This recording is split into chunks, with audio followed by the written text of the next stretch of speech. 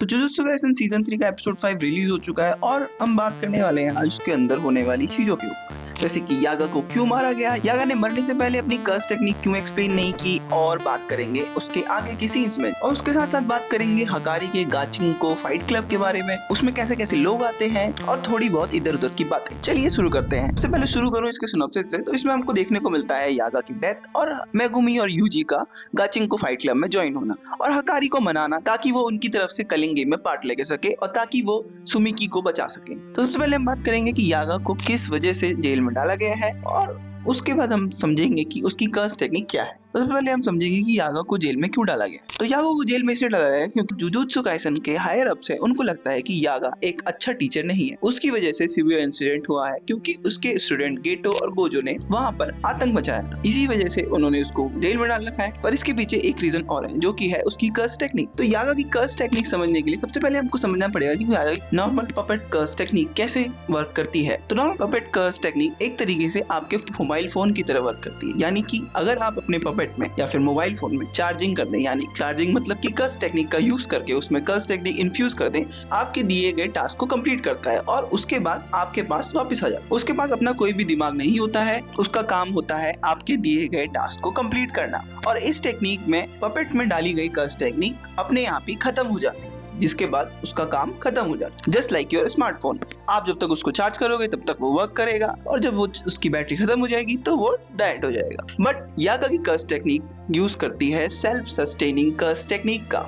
जो यागा की कर्स टेक्निक है वो 3 डिफरेंट लोगों की सोल इन्फॉर्मेशन को कॉपी करके 3 डिफरेंट कोर्स में अलग अलग डाल देती है और उसके बाद ये 3 डिफरेंट सोल इन्फॉर्मेशन या फिर 3 कोर आपस में डिस्कशन या फिर आपस में फ्रिक्शन की वजह से अपनी कर्स टेक्निक ऑटोमेटिकली जनरेट कर सकते हैं और साथ साथ वो लर्न कर सकते हैं एंड ग्रो कर सकते हैं जस्ट लाइक ह्यूमंस। आप लोगों को मैंने ये तो बता दिया कि जुजुत्सु काइसेन के हायर अप्स ने यागा को क्यों मारना चाहते हैं और उसको उन्होंने कैद में क्यों रखा था। पर असल सच तो ये है कि जुजुत्सु काइसेन के हायर अप्स चाहते थे कि यागा उनको अपनी कर्स टेक्निक एक्सप्लेन कर दे कि वो कैसे अपनी कर्स टेक्निक का यूज करता है, जिसकी वजह से उनको इन्फिनाइट आर्मी बनाने का एक मौका मिल सके। पर यागा उनकी बात को नहीं माना और उसने अपनी कर्स टेक्निक एक्सप्लेन करने से मना कर दिया, जिसकी वजह से उन्होंने उसको मारने का ऑर्डर दिया है, जो कि गाकुगांजी ने पूरा करा। आपको देखने को एपिसोड में मिला ही, पर आपने देखा होगा यागा ने गाकुगांजी को लास्ट में मरने से पहले कुछ कहा जो कि था it is a curse from me to you. इसको समझने के लिए हमको समझना पड़ेगा कि गाकुगांजी कौन है। गाकुगांजी एक सर्वेंट है जुजुत्सु काइसेन के हायर अप्स के, जो कि उनकी बात को मानते ही मानते हैं और वो उनकी बात को कभी नहीं टालते। और जुजुत्सु काइसेन के हायर अप्स के द्वारा दिए गए ऑर्डर में गाकुगांजी को यागा से उसकी कर्स टेक्निक डिटेल्स लेनी थी और अगर वो ना दे तो उसको मार देना था। पर यागा ने गाकुगांजी को अपनी कर्स टेक्निक बताने से मना कर दिया, जिसकी वजह से गाकुगांजी को यागा को मारना पड़ा। पर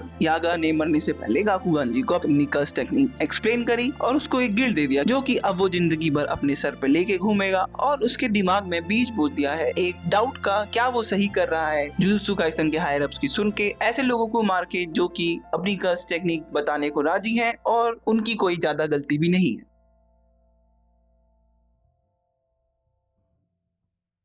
Now let's talk about the main part of the episode 5, जो कि होने वाला है मेगुमी और यूजी का गोचिंको क्लब ज्वाइन करना और हकारी को मनाना ताकि वो उनकी टीम से खेल पाए और सुमुकी को बचा पाए। वो गोचिंको फाइट क्लब का सीन देखते हैं, हमें पता चलता है कि गेगे सेंसेई और डायरेक्टर गोशो जोनो ने काफी ज्यादा रेफरेंस लिया है डेविड फिंचर की फाइट क्लब मूवी से। इसके अंदर हमको देखने को मिलता फाइट क्लब का डायलॉग्स और साथ ही साथ हमको देखने को मिलते हैं उसके कैरेक्टर्स का रेफरेंस, जैसे कि हकारी के कपड़े, अपीयरेंस, कैसे वो दिखता है, कैसे वो कपड़े पहनता है, कैसे उसका माइंडसेट है। इन सब चीजों को लेके गेगे और डायरेक्टर गोशो जोनो ने काफी ज्यादा रेफरेंस लिया है इस फाइट क्लब मूवी से, जैसा कि आपको देखने को मिला होगा और आपने काफी ज्यादा ट्विटर और रेडिट पर पढ़ा ही हो। जिसको देख के मुझे काफी खुशी हुई कि fight club it's a legendary movie और आपको अच्छा लगता है कि एनिमे में आपके रेफरेंस मिल रहे हैं, आपको मूवी देखने की जरूरत नहीं पड़ेगी। कमेंट डाउन करो आपका कौन सा फेवरेट सीन था इस एपिसोड में। और उसके बाद हमको देखने को मिलता है कि मेगुमी और यूजी ट्राई हार्ड कर रहे हैं गोचिंको फाइट क्लब ज्वाइन करने का, पर वो बस यूजी को ही ज्वाइन करने को अलाउ करते हैं और मेगुमी फाइट क्लब ज्वाइन नहीं कर पाता है। और उसके बाद हमको देखने को मिलती है यूजी की ट्राई हार्ड फाइट्स पांडा के साथ और साथ ही साथ उसकी फेल्ड एक्टिंग हकारी को मनाने के लिए, जिसकी वजह से अब अगले एपिसोड में उसमें भसड़ होने वाली है। हकारी उनको बहुत मारेगा मुझे लगता है, जिस हिसाब से हकारी के कैरेक्टर को हाइप अप किया जाता है और आगे चल के मुझे लगता है हमको काफी अच्छी फाइट देखने को मिलने वाली है। तो आपको मिलेंगे हम अगले एपिसोड्स में, और अगर आप चाहते हो कि मैं अगला एपिसोड भी लेके आऊँ तो आप मेरे चैनल को सब्सक्राइब करो, वीडियो को लाइक करो और शेयर करो, कमेंट करो आपके क्या थॉट्स हैं। बाकी आप बताओ, क्या आपको यागा की डेथ से कोई इफेक्ट हुआ या फिर आपके लिए वो नॉर्मल एक डेथ थी जुजुत्सु काइसेन में, और क्या आप हकारी के लिए हाइप्ड अप हो? कैसे आपके थॉट्स हैं? इस एपिसोड्स की एनिमेशन आपको कैसी लगी? आपको मेरी यागा की कर्स टेक्निक एक्सप्लेनेशन कैसी लगी वो भी थोड़ा मुझे बताइएगा। मैं ट्राई करूंगा आप और भी ऐसी एक्सप्लेनेशन लाने के लिए। बाकी मिलते हैं आपको अगली वीडियो में।